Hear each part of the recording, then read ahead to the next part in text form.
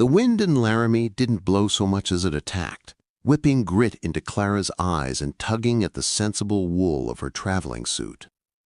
She stood on the platform, a single trunk at her feet, and watched the train belch smoke as it retreated east. Back toward her sister's relieved tears and her mother's anxious fretting, in her bag, wrapped in linen, were the letters from Mr. Elias Thorne of the Wind River Ranch and a small, painted likeness of her sister Lily. Clara's plan was simple. Find the man, explain the deception, apologize for the waste of his time, and, if her meager savings allowed, board the next train home. A man stood apart from the bustling crowd of drovers and drummers, his stillness more noticeable than any movement. He was tall, his frame lean and hardened like sun-bleached timber. His face was all angles under the shadow of a wide-brimmed hat, and his eyes, when they finally landed on her, were the color of a winter creek. He held no sign, but he looked at her with a directness that felt like a summons. Clara lifted her chin, gripped her bag, and walked toward him. "Mr. Thorne?"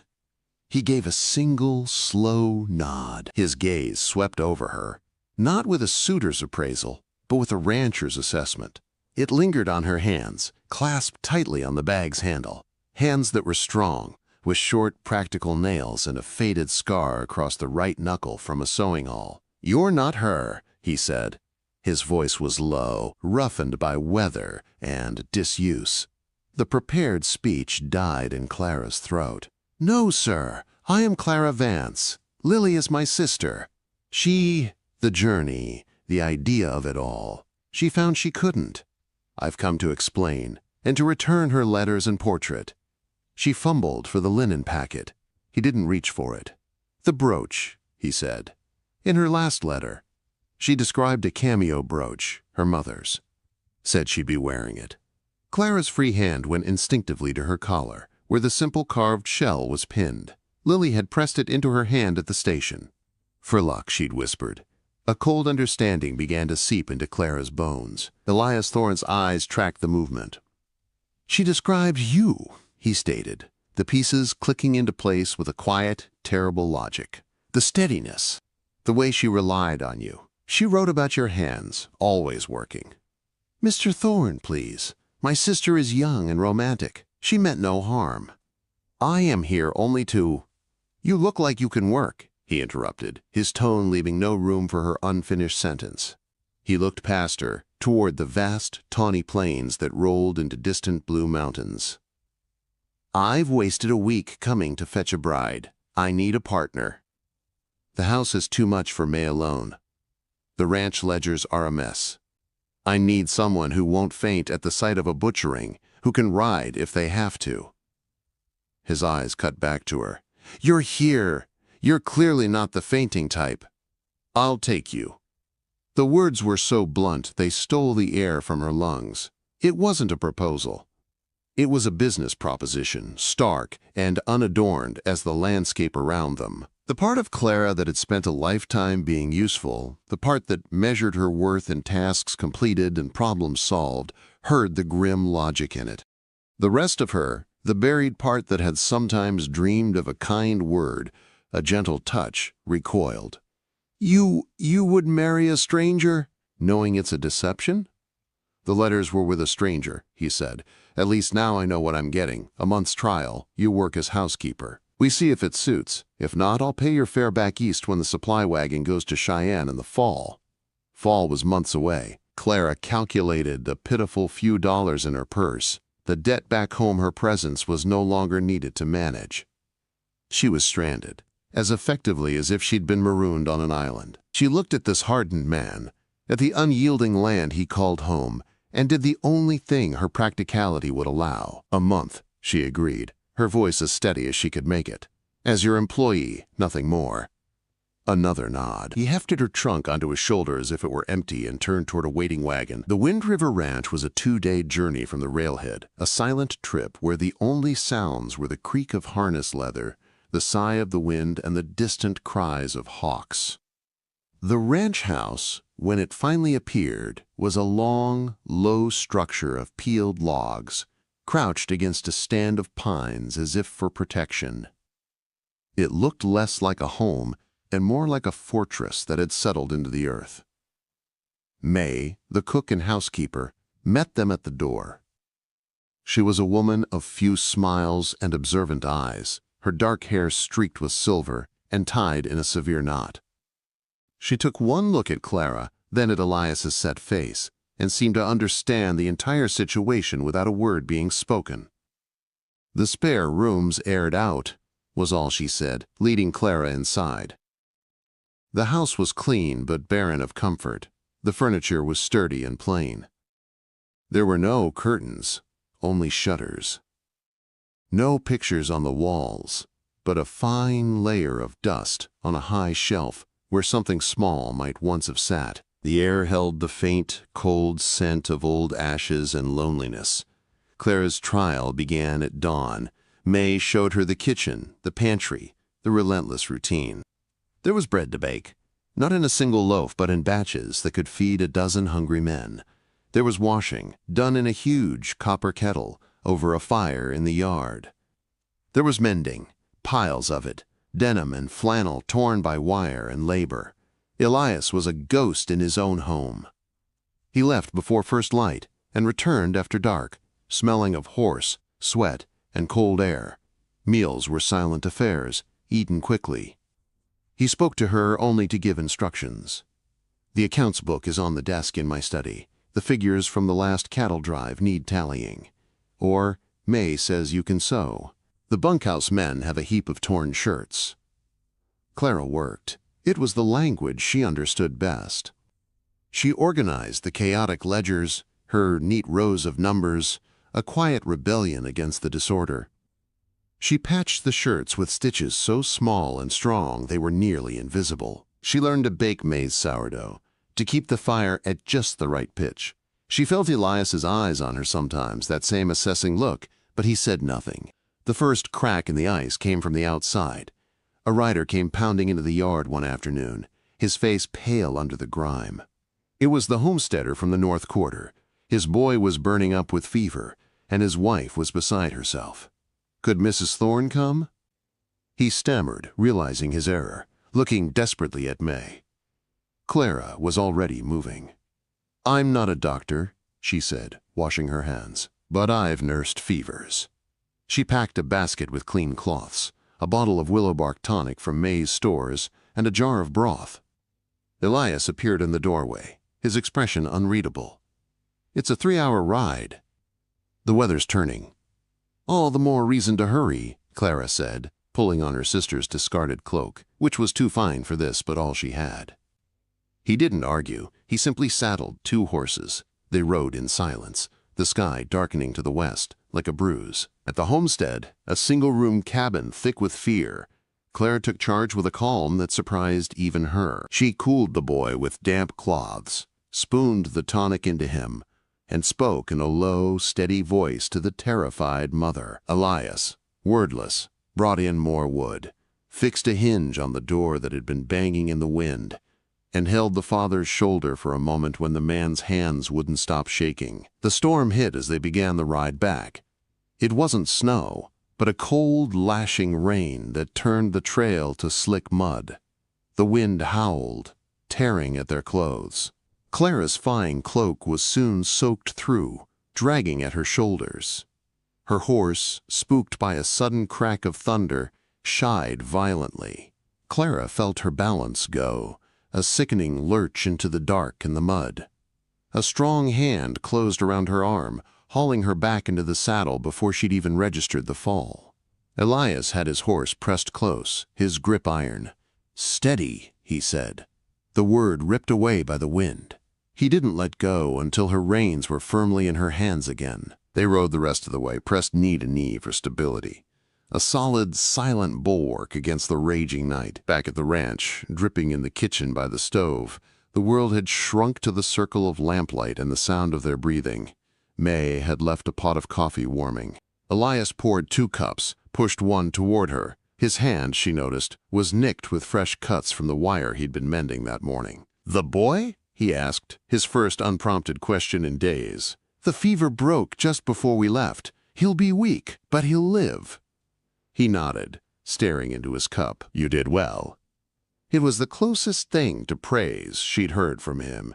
It wasn't about her baking or her sewing. It was about staying calm in the storm, about being useful where it mattered most. The next week, a letter came from Lily. Her sister's looping, exuberant script filled the page with news of a new beau, a clerk in her father's old firm, of picnics and promises. "I am so happy, Clara," she wrote. "And I am so endlessly grateful to you. I know you will find your own happiness. You are so much stronger than I." Clara read it by her window, watching the afternoon light gild the distant peaks. The words that were meant to absolve her only carved out the hollow space inside her. She was happy for Lily, truly. But the letter was a door closing, locking her out of the only life she'd known. She was adrift here, in this beautiful, brutal place, a substitute for a dream that had never been hers. She didn't hear Elias come in. He stood in the doorway of the parlor, holding a broken harness strap. He saw the letter in her hand, the quiet stillness of her profile against the glass. "News from home?" he asked. "My sister is engaged," Clara said, her voice carefully even. "To a man back east. She's very happy." Elias was silent for a long moment. He didn't offer congratulations. Instead, he walked to the empty hearth and leaned against the stone mantel, looking at the cold ashes. "My wife, Sarah," he said, the name strange and soft in his mouth. "She was from Philadelphia, came out here with notions of wildflowers and sunsets. The first winter, the loneliness of it ate at her. Then the fever took her and the baby, both in 1 week." He spoke to the ashes, not to her. "I wrote those letters to your sister wanting someone soft. Someone to make this place feel less like an outpost. But soft things don't last out here. They break." Clara turned from the window. "And you think I won't break?" He finally looked at her, his gaze clear and heavy. "I think you already know how to carry the weight. I saw it the moment you stepped off that train. You weren't looking for a rescue. You were looking at the problem, figuring the cost." He paused. "That's what this place is. A beautiful, relentless problem. It needs someone who won't romanticize it, someone who will just do the work." It was the most he'd ever said to her. In his bleak honesty, Clara felt a perverse kind of respect. He wasn't offering her fairy tales. He was offering her the truth, as hard and plain as the log walls around them. The final test came with the first real snow. It started as flurries, then thickened into a blinding, howling blizzard that screamed down from the mountains. The cattle, panicked by the whiteout, began to drift toward the treacherous draws. If they piled up in there, the ranch would be ruined. Clara was bundling into every layer she owned when Elias appeared in the kitchen, his face grim. "I need every hand. Even May's riding out. You'll have to come. Can you stay on a horse in this?" Quote, "I can try," she said. What followed was an hours-long battle against the cold and the chaos. The world reduced to a wall of white, the desperate bawling of cattle, and the shadowy forms of men and horses. Clara's job was to help hold the line, to turn the lead cows back from the draws. The cold was a living thing, biting through wool and leather, stealing the breath from her lungs. Her hands went numb on the reins. Her face felt carved from stone. She lost sight of Elias, then saw him through a temporary rift in the snow, a dark figure fighting to turn a massive steer alone.